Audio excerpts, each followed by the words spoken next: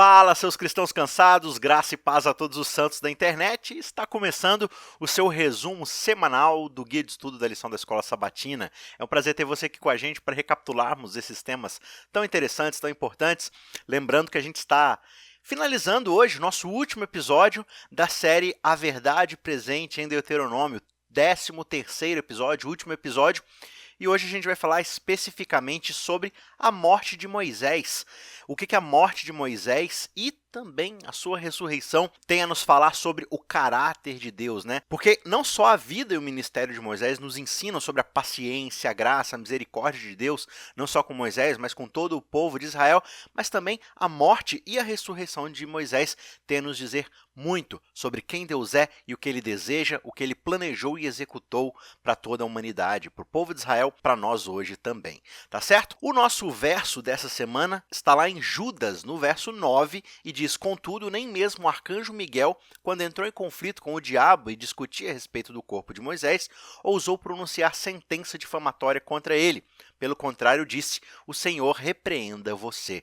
Então, lá em Judas, penúltimo livro da Bíblia, logo antes de Apocalipse, o autor lá está argumentando dentro da sua proposta de ensino, e ele usa o exemplo que é a história de Moisés, que foi tirado do sepulcro e levado para o céu pelo próprio arcanjo Miguel, que nós entendemos ser ali um tipo do próprio Cristo, né? Uma personificação do próprio Jesus, do próprio Deus. Então, a gente vai discutir um pouco mais sobre isso do decorrer desse episódio. Antes da gente ir para a discussão, eu quero lembrar você e te pedir encarecidamente que você curta e se inscreva aqui no nosso canal, se você ainda não é inscrito. Logo aqui embaixo tem um botão de se inscrever, um botão vermelhinho aí. Clique aí, porque aí você vai ficar por dentro de tudo que sai nesse canal, as novidades para o ano que vem e tudo mais, tá certo? E se você puder, deixa o seu joinha aí, que também ajuda a impulsionar o vídeo aí na timeline, na busca, para a galera poder acessar esse conteúdo e também estudar junto com a gente a Palavra de Deus. Beleza? Então, vamos para o nosso estudo da 13ª lição, 13º episódio, que se chama A Ressurreição de Moisés. Já aí o encerramento do livro de Deuteronômio, onde Moisés ele morre, né? Ele se afasta do arraial do povo, ali antes mesmo de entrar na Terra Prometida, ele vai até o alto da montanha e lá ele morre, mas a história vai mostrar pra gente que de alguma forma Deus o ressuscitou e o levou consigo, né? Você vê inclusive lá aquele momento da transfiguração onde Jesus está lá no monte, ele vê Moisés e vê Elias e tudo mais. Então isso são indícios de que Moisés, na verdade, mesmo após sua morte, encontrou vida, né? Por causa do poder de Deus. Então a gente vai ver um pouco sobre isso daí no decorrer da nossa discussão aqui. O primeiro ponto que a gente deve frisar, e hoje, em vez de 3 pontos, a gente só tem 2 pontos, são 2 pontos mais diretos, mas o primeiro deles é: o salário do pecado é a morte. Um texto aí, uma frase, uma alusão ao livro de Romanos, onde Paulo fala que o salário do pecado é a morte, mas o dom gratuito de Deus é a vida eterna em Cristo Jesus. Então esses são os nossos 2 pontos. O primeiro é que o salário do pecado é a morte, e o segundo é que o dom gratuito de Deus, a graça de Deus, é a vida eterna em nosso Senhor Jesus Cristo. Esse é o nosso segundo ponto, que a gente já vai ver daqui a pouco. Primeiro ponto: o salário do pecado é a morte, e quando a gente olha para a atitude que Moisés teve, e aí eu quero ler com vocês aqui o texto de Números 20, a gente vai perceber que o pecado que Moisés cometeu, o pecado lá de ferir a rocha com o seu cajado, né, de bater na rocha para que saísse água, não foi o pecado de um único ponto ali, de um único prisma. Ele é totalmente multifacetado, existem várias implicações ali na ação que Moisés realizou diante de todo o povo. Vamos ler então aqui o capítulo 20 do livro de Números. A gente vai ler aqui a partir do verso 7 até o verso 11. O Senhor disse a Moisés: pegue o seu bordão e ajunte o povo, você e Arão, o seu irmão. E diante do povo falem à rocha, e ela dará água a vocês. Assim vocês tirarão água da rocha e darão de beber à congregação e aos animais. Então Moisés pegou o bordão que estava diante do Senhor, como este lhe havia ordenado. Moisés e Arão reuniram o povo diante da rocha, então Moisés lhes disse: agora escutem, seus rebeldes, será que teremos de fazer com que saia água desta rocha para vocês? Moisés levantou a mão e feriu a rocha 2 vezes com o seu bordão, no caso aqui o cajado, né? E saíram muitas águas, e a congregação e os seus animais beberam. O que a gente percebe aqui nesse primeiro trecho desse relato aqui, desse incidente? É que, na verdade, Moisés desobedeceu um comando de Deus que era claríssimo. Deus falou: Moisés, é para você falar com a rocha, você vai pedir, porque ao pedir para a rocha, na verdade você vai fazer como se fosse uma oração, você vai estar suplicando que o poder de Deus dê água de beber para todo esse povo. Mas o que Moisés fez? Moisés briga com o povo, os chama de rebelde, não que eles não o fossem, mas Moisés se exalta ali, demonstra ali um espírito duro contra o povo e bate na rocha 2 vezes para que saia água. Claro, a água sai, Deus realiza assim um milagre, mas o que aconteceu? Para começo de conversa, Moisés desobedeceu o que Deus havia pedido. E isso é um pecado grave. Ir contra a vontade de Deus, ir contra as orientações de Deus, no fim das contas, é resistir a um relacionamento de confiança, de mutualidade com Deus. Essa é a raiz de todo o pecado. Quando a gente sabe que Deus tem uma vontade na nossa vida, a gente leu na Bíblia, a gente conhece a vontade de Deus e ainda assim, por alguma desculpa, a gente faz de forma diferente, a gente vai no sentido oposto, a gente faz aquilo que parece melhor para nós no momento, ao invés de confiar plenamente no que Deus está fazendo por nós, no que Deus solicitou que nós fizéssemos, a gente está agindo em rebeldia, em rebelião, assim como nossos primeiros pais, Adão e Eva, e tantos outros personagens bíblicos, a gente acaba caindo em rebeldia. Então, ao chamar o povo de rebelde, ironicamente, Moisés estava agindo em rebeldia contra Deus. Olha só como é que o pecado ele causa essas ironias na nossa vida, né? Moisés foi um grande rebelde ali naquele momento, porque ele desobedeceu um mandamento de Deus que era claro. Vamos ler agora o verso 12 e tem 2 pontos aqui para a gente ver sobre o pecado que Moisés cometeu. O verso 12 diz: Mas o Senhor disse a Moisés e a Arão, porque vocês não creram em mim para me santificarem diante dos filhos de Israel, vocês não farão entrar este povo na terra que eu lhes dei. Então, veja, o segundo ponto aqui, além de ter desobedecido a Deus, além de ter demonstrado rebeldia em relação a Deus, às suas ordens, né? Moisés ele perde a sua paciência em público diante do povo. E veja, o contexto ali de Moisés e de vários momentos da história bíblica é de mediação, ou seja, Moisés é um representante de Deus diante do povo. Moisés age segundo a vontade de Deus, segundo o caráter de Deus. Então, quando Moisés se demonstra diante do povo como alguém áspero, alguém pronto a perder sua paciência, Moisés está representando Deus diante do povo de uma forma equivocada. A noção que o povo passa a ter ali de Deus por causa daquele exemplo é uma noção equivocada, é uma noção errônea. Então, ao perder sua paciência em público, né, mesmo quando Moisés faz a acusação de rebeldia do povo, essa acusação de fato é verdadeira. Só que esse tipo de exortação, né, essa coisa de você abordar o pecado das pessoas para correção, isso deve ser feito com espírito de brandura, com espírito de carinho, com espírito de paciência, visando a edificação, visando a correção, e não simplesmente uma forma de se vingar, de se exaltar, de pôr para fora um sentimento negativo que está preso no seu peito ali, né? Por quê? Porque quando as pessoas veem essa postura, elas vão encontrar qualquer tipo de pretexto para os seus pecados, elas vão querer se justificar. Não, veja bem, ele está querendo ali me corrigir, mas ele mesmo ali, ó, olha como é que ele não tem nada de santidade, olha como é que ele é uma pessoa áspera, e as pessoas começam a justificar o seu pecado ao invés de se arrependerem, de ouvirem o que tem que ser dito, né? O que está sendo dito ali para elas se arrependerem. E aí elas começam a se perguntar, a se questionar, será que essa mensagem realmente veio de Deus? Porque não dá para confiar no Moisés. Olha só, Moisés, né, pessoa totalmente intempestiva, totalmente seu caráter da brandura de Deus. Então, quando nós vamos exortar alguém, chamar, né, como a gente usa a expressão, chamar o pecado pelo nome, a gente não tem que ir com espírito de vingança, com espírito de querer forçar ali uma moralidade sobre a pessoa, mas sempre visando o bem, a edificação, a conversão, a maturidade das pessoas, né? Quando nós subimos no púlpito ou num relacionamento pessoal ali, né, olho no olho, e demonstramos esse espírito vingativo, esse espírito de retribuição meramente, simplesmente pelo castigo da coisa, será que a gente está de fato cumprindo o papel que Deus nos confiou? Será que a gente está de fato exortando como Deus nos convida a exortar? Ou a gente está simplesmente querendo demonstrar uma superioridade moral?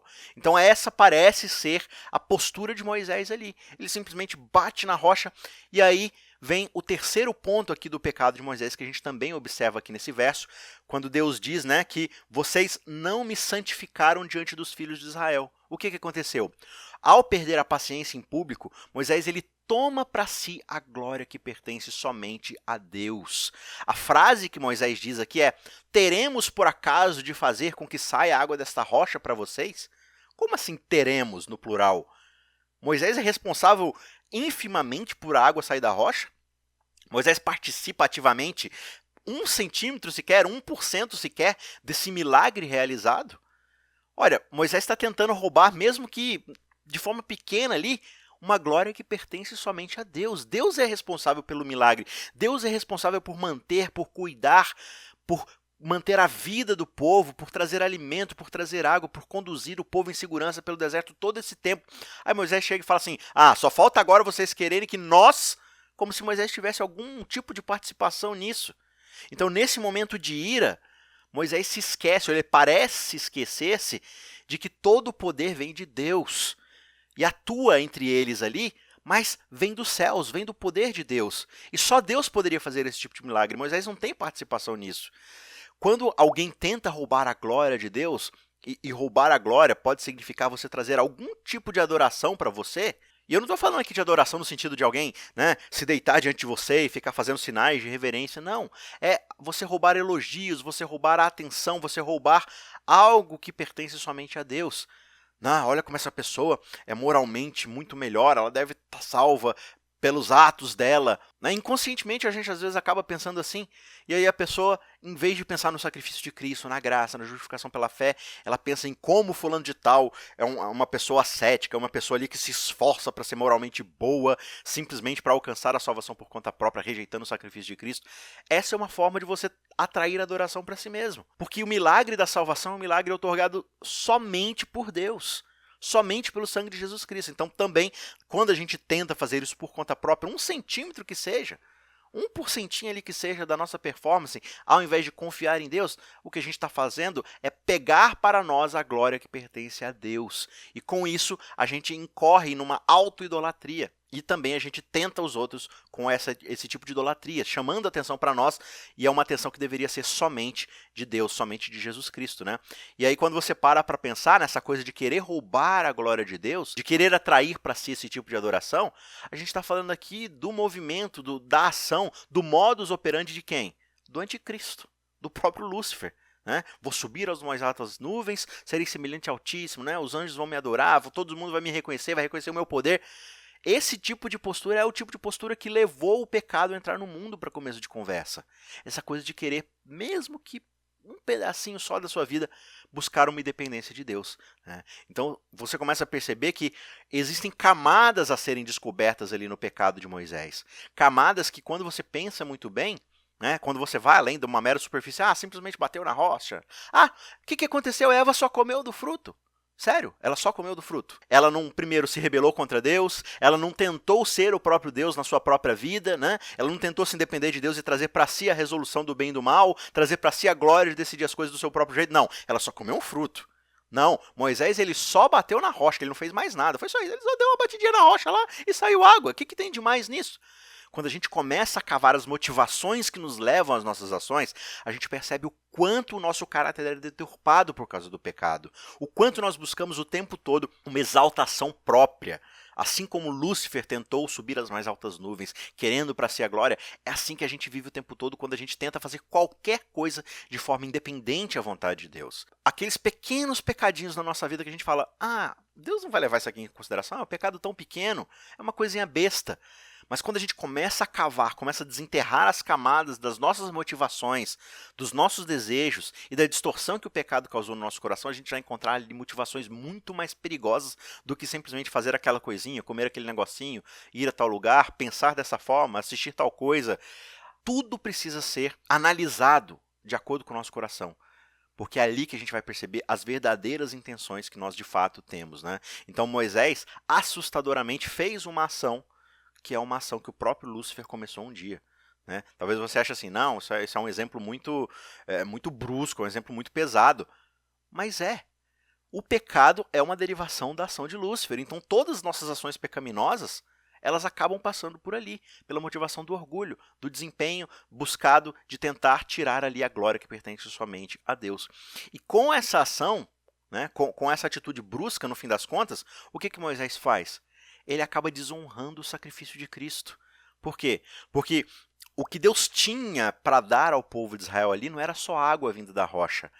Tinha toda uma tipologia, todo um simbolismo. Em cada ação que Deus realiza ali no meio do povo, existe uma tipologia que ele está tentando ensinar a respeito do sacrifício, do plano da redenção, daquilo que Jesus um dia faria, não só em prol de Israel, mas em prol de toda a humanidade, né? Então, assim como ele fez isso com várias outras coisas, com o santuário, com a sua lei, com o cajado, com cada coisa que acontecia no deserto, também com a rocha e com a água, Deus tinha uma lição para dar sobre a tipologia daquele milagre, né? Esse simbolismo que demonstraria Jesus que um dia seria ferido e tudo mais, e que nós deveríamos chegar a ele e pedir pelo perdão e tudo mais. Mas o que aconteceu? Com seu ato de aspereza, de imprudência, Moisés destrói esse simbolismo e, consequentemente, destrói a lição que Deus quer dar para o seu povo, né? Moisés acaba atrapalhando o objetivo de Deus em ensinar e exortar e demonstrar ao seu povo o que ele faria por eles, né? Então você percebe que existem vários pontos aqui do que Moisés fez, dessa rebeldia. E assim, ainda que o pecado fosse pequeno, de bater na rocha, ele é escalonado pela posição de influência que Moisés ocupa. Moisés é o líder daquele povo. E como eu disse no começo, não só ele é o líder, mas ele é o mediador, ele faz a mediação. Ele representa o povo diante de Deus e representa Deus diante do povo. Moisés executa um papel, uma tarefa importantíssima. Então qualquer pecado que ele comete é escalonado em um tamanho gigantesco. Por quê? Porque as repercussões, as lições, o exemplo que ele dá diante do povo é um exemplo terrivelmente contagioso, né? E quando ele age com rebeldia, o que isso implica ali na resolução do povo? Não, se Moisés que é o representante de Deus, se Moisés que é o nosso líder é assim, então eu me justifico diante da minha própria rebeldia. Então você percebe que é calamitoso esse tipo de postura. Então nós, muitas vezes, que ocupamos essa posição de influência na vida das pessoas, né, de representar Deus na vida das pessoas, de sermos cristãos, de carregarmos o nome de Cristo nas nossas atitudes, no nosso modo de pensar, qual é essa responsabilidade que nós carregamos? Qual é o tamanho dela? Será que quando as pessoas olham para mim, elas falam assim, ó, tinha que ser cristão mesmo, cristão que faz essas palhaçadas, né? Será que é isso que as pessoas pensam? Ou elas pensam assim, não, que bonito, né? Um cristão que se interessa pelo próximo, que ama as pessoas, que ajuda, que procura o bem, que mesmo quando corrige, não é numa atitude moralista de tentar mostrar que é melhor, mas é visando genuinamente o bem das pessoas, a correção das pessoas, para que elas tenham uma vida melhor. Qual é a postura que nós demonstramos? Qual é o Deus que nós representamos diante das pessoas, diante do povo ao nosso redor, né? Então, você percebe com esses exemplos o quanto o pecado ele é grave na nossa vida. Foi grave na vida de uma pessoa como Moisés e é grave igualmente na nossa vida. E da mesma forma a gente percebe como Deus lida com o pecado. Por quê? Porque no fim o pecado destrói a sua boa criação. E Deus não vai permitir que isso aconteça de forma duradoura. Ele tem uma resposta, ele tem um plano para resolver isso. E aquilo que fica na frente do seu plano para abençoar e redimir as pessoas, vai ser igualmente lidado assim como Moisés teve que aprender essa dura lição a respeito do caráter de santidade de Deus, né? E por fim, o que a gente percebe? Que essa sentença de Moisés de não poder entrar na terra prometida, de não poder entrar ali naquilo que ele vinha caminhando décadas e décadas a fio, todo o plano grandioso de libertação do povo, Moisés não poderia participar daquilo. Quando a gente olha para isso, parece uma sentença inteiramente pesada, assim, uma coisa muito dura, muito brusca, mas ela foi apropriada, porque ela deu a lição ali para o povo de que a rebeldia não pode ser tolerada. Primeiro, a rebeldia não foi tolerada naquela incredulidade que houve 40 anos atrás, quando o povo estava prestes a entrar em Canaã. E agora não seria tolerada mais uma vez na vida de Moisés como líder. Aquilo não poderia contagiar o povo, né? Mesmo com isso, com essa lição, o povo se torna rebelde lá na frente. Você imagina então se Deus tolerasse esse tipo de atitude no meio ali do arraial, do acampamento de Israel. Então, no fim das contas, a sentença que Moisés recebeu foi extremamente apropriada, mas ela também foi incrivelmente misericordiosa, porque Moisés, antes de morrer lá no monte, ele recebe uma visão sobrenatural de Canaã, ele vê o povo ali assentado, todo o plano de Deus concretizado, e ele tem dentro desse contexto um vislumbre de todo o grande conflito e do plano da redenção.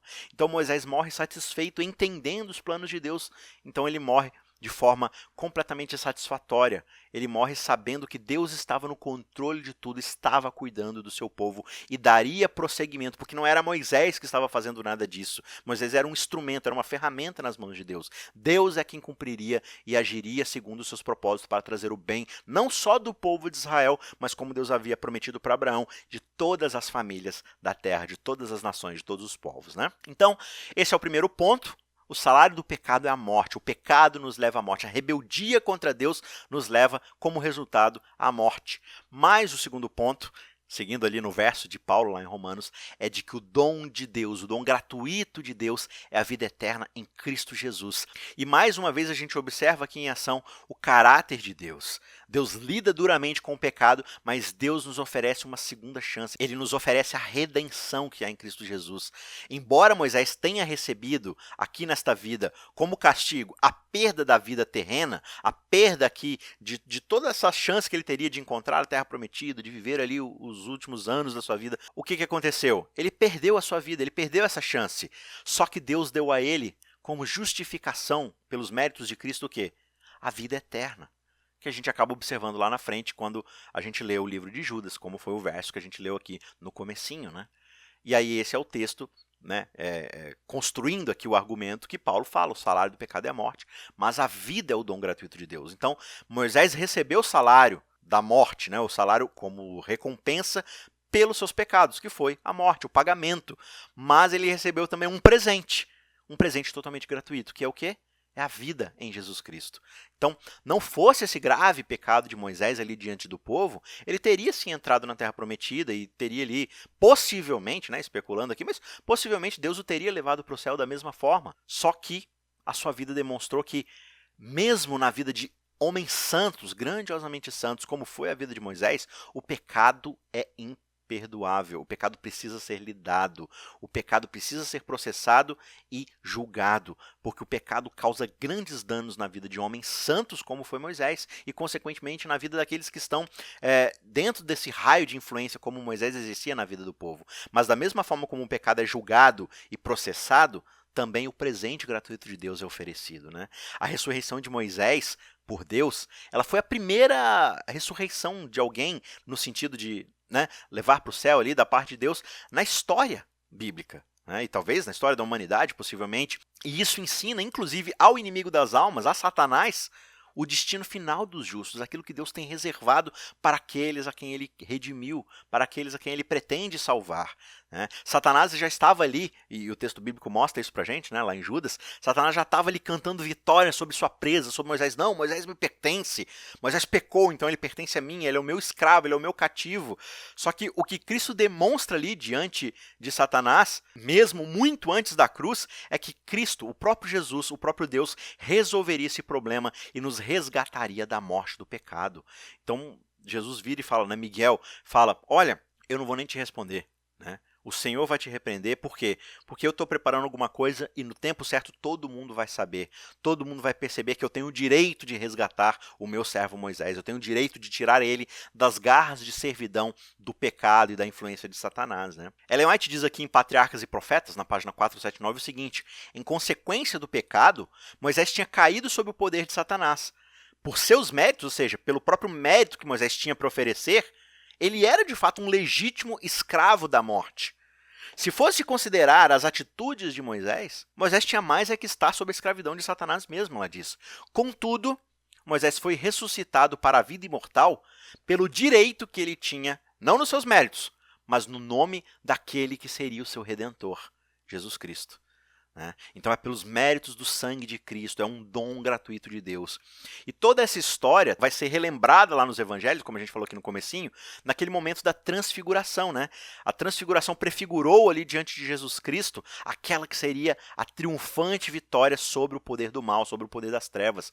Jesus observa ali Moisés, Elias, e ele tem ali já um vislumbre, um gosto de qual seria o resultado do seu sacrifício, ou seja, uma segunda chance, uma nova vida, não só para aqueles que poderiam em vida ainda se reatarem a Jesus e receberem a vida eterna, mas também para aqueles que já estavam mortos, uma segunda chance, uma nova vida. Né? Isso inclui todos os resgatados da terra, ou seja, tanto aqueles que estão ressuscitados, aqueles que seriam ressuscitados, como aqueles que foram trasladados e serão trasladados. Né? No fim, a aparição de Moisés e de Elias foi um tremendo encorajamento para Jesus, para que Jesus pudesse superar toda a dor, todo o sofrimento que ele estava passando, pudesse prosseguir ali na sua jornada de dor, de tremenda via dolorosa, né, como é chamado, e alcançasse a recompensa que ele desfrutaria. Não uma recompensa para si mesmo, mas uma recompensa que seria oferecida a todos aqueles que Jesus, com sua vida, sua morte, seu ministério, trabalhou tão duro para nos oferecer. Né? Então essa história de Moisés do pecado de Moisés, né, que acaba colocando um ponto de interrogação em todo o seu ministério, é superado assim abundantemente por aquilo que Cristo nos ofereceria lá na cruz, né, milhares de anos depois. Porque no fim das contas, onde o pecado abunda, Paulo diz, a graça superabunda. Onde o pecado se manifesta de forma grandiosa, destruidora, avassaladora, a graça é muito mais evidente. A graça supera tudo, ela afoga tudo na sua graça, na sua misericórdia, no dom gratuito de Deus, no fim das contas. Para a gente concluir, um último texto aqui de Ellen White, ainda em Patriarcas e Profetas, na página 346. Moisés viu Jesus saindo como vencedor, ali naquele momento da transfiguração, né? E subindo ao céu acompanhado por anjos em adoração e levando uma multidão de cativos. Viu as portas resplendentes abrirem-se para o receberem, e a hoste celestial com cânticos de triunfo dar as boas-vindas ao seu comandante. E aí foi-lhe revelado que ele mesmo seria um dos que serviriam ao Salvador e abrir-lhe-iam as portas eternas. Olhando para aquela cena, seu rosto resplandeceu com um santo brilho. Quão pequenas pareciam as provações e sacrifícios de sua vida quando comparados com aquelas que passaria o Filho de Deus.